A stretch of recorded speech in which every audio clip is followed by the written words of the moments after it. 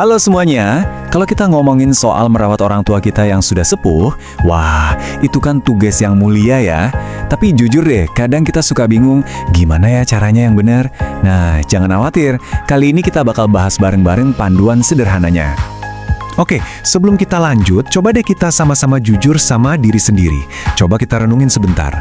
Cara kita merawat ayah atau ibu selama ini kira-kira udah pas banget belum ya? Ini bukan buat nyalah-nyalahin loh ya, tapi biar kita bisa sama-sama belajar jadi lebih baik lagi.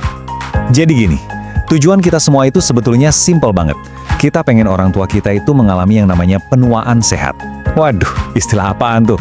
Tenang, ini bukan istilah kedokteran yang ribet kok. Intinya tuh gimana caranya kita bisa bantu mereka biar di masa tuanya tetap bisa mandiri, masih bisa aktif ngerjain hal-hal yang mereka senangi, dan yang paling penting, hatinya bahagia. Nah, biar gampang ingatnya, ada 4 kunci utama nih yang bisa jadi pegangan kita. Anggap aja ini contekan sederhananya ya. Pertama, jaga sehat badannya. Kedua, dukung sehat pikirannya. Ketiga, ajak tetap bergaul. Dan keempat, tenangkan hati dan jiwanya. Lengkap banget kan? Yuk kita bedah satu persatu. Oke, kita mulai dari yang pertama dan yang paling dasar, yaitu jaga sehat badannya. Ya iyalah, ini kan ibarat pondasi rumah ya. Kalau badannya sehat, orang tua kita pasti bakal lebih semangat buat ngapa-ngapain. Terus, apa aja sih yang perlu diperhatikan? Gampang kok, gak usah yang ribet-ribet. Soal makanan nih, yang penting gizinya seimbang. Gak perlu yang mahal-mahal. Coba deh kurangin sedikit garam sama gula di masakannya. Ini ngebantu banget buat jaga tensi dan gula darahnya. Terus ajak gerak badan ringan. Gak usah maraton, cukup jalan santai aja di halaman rumah setiap pagi. Itu udah bagus banget. Terakhir, hal-hal sepele tapi penting, bantu jaga kebersihan diri mereka dan pastiin rumah kita aman. Misalnya lantainya nggak licin, terus penerangannya cukup. Hal-hal kecil kayak gitu tuh nunjukin kepedulian kita yang besar loh. Nah, ada singkatan keren nih dari Kemenkes yang gampang banget diingat. Cerdik. Ini buat bantu kita ngelola penyakit-penyakit yang sering muncul di usia senja. C. Cek kesehatan rutin, biar kita tahu kondisi mereka dan gak telat kalau ada apa-apa. E. Enyahkan asap rokok. Wah, ini wajib banget ya, soalnya bahaya sekali buat jantung dan paru-paru mereka. R. Rajin aktivitas fisik, ya disesuaikan aja sama kemampuannya. D. Diet seimbang yang tadi udah kita bahas. I. Istirahat cukup, tidur yang nyenyak itu obat loh buat mereka. Dan yang terakhir, K. Kelola stres. Nah kan, praktis banget panduannya. Oke, badan udah. Sekarang kita pindah ke kunci yang kedua, dukung sehat pikirannya. Nah, ini juga nggak kalah penting. Ingat ya, hati yang tenang, pikiran yang jernih, itu sama pentingnya loh sama badan yang sehat.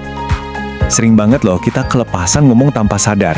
Coba deh lihat perbandingan ini. Kalimatnya beda dikit, tapi rasanya di hati itu jauh banget bedanya.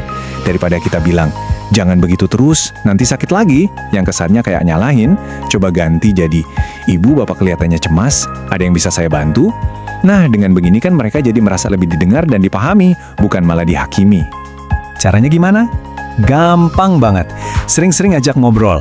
Bisa soal kenangan masa muda mereka, atau sekedar nanya, tadi siang ngapain aja? Itu bikin mereka merasa dianggap ada. Terus, kasih kegiatan ringan buat asah otak, kayak isi teka-teki silang gitu, biar nggak gampang pikun. Dan yang paling penting, selalu ada buat mereka. Jadi pendengar yang baik pas mereka lagi sedih, dan jangan pernah, sekali lagi, jangan pernah sepelekan perasaan mereka.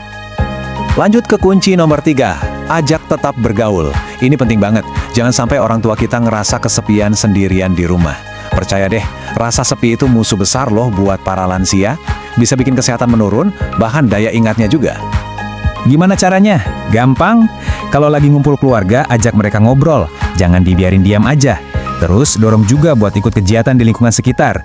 Misalnya, ada posyandu lansia atau pengajian, nah itu bagus banget buat ketemu teman-temannya. Kalau ada saudara yang tinggalnya jauh, coba bantu mereka teleponan, biar silaturahmi tetap jalan. Nah, ini dia kunci terakhir yang jadi penyempurna semuanya, tenangkan hati dan jiwanya. Ini soal bagaimana kita bantu mereka menemukan kedamaian batin di usia senja. Caranya juga nggak sulit kok. Misalnya kita bisa bantu dengan mastiin mereka bisa ibadah dengan nyaman dan tenang di rumah. Terus coba deh luangkan waktu buat duduk bareng, dengerin cerita-cerita hidup mereka, lalu ajak mereka untuk sama-sama bersyukur atas semua yang udah dilewati. Kalau di lingkungan sekitar ada kegiatan rohani, itu juga bisa jadi sumber ketenangan yang luar biasa buat mereka. Oke, jadi kita udah bahas keempat kunci penting tadi. Sekarang yuk kita tarik benang merahnya. Apa sih intinya dari semua ini? Intinya tuh gini, Merawat orang tua itu bukan lomba buat jadi yang paling sempurna. Gak ada yang bisa sempurna. Tapi ini adalah tentang ketulusan kita, tentang usaha kita memberikan perhatian yang seimbang ke badannya, pikirannya, pergaulannya, dan juga jiwanya. Empat-empatnya penting. Nah, sebagai penutup, saya mau ngajak Anda merenung sebentar dengan pertanyaan ini. Gak usah muluk-muluk mau ngerjain semuanya sekaligus. Dari 4 kunci tadi, coba deh pilih satu aja, satu langkah kecil yang bakal Anda coba lakukan buat ayah atau ibu hari ini juga. Karena percayalah, perawatan terbaik itu selalu dimulai dari langkah kecil yang tulus, yang datangnya langsung dari hati.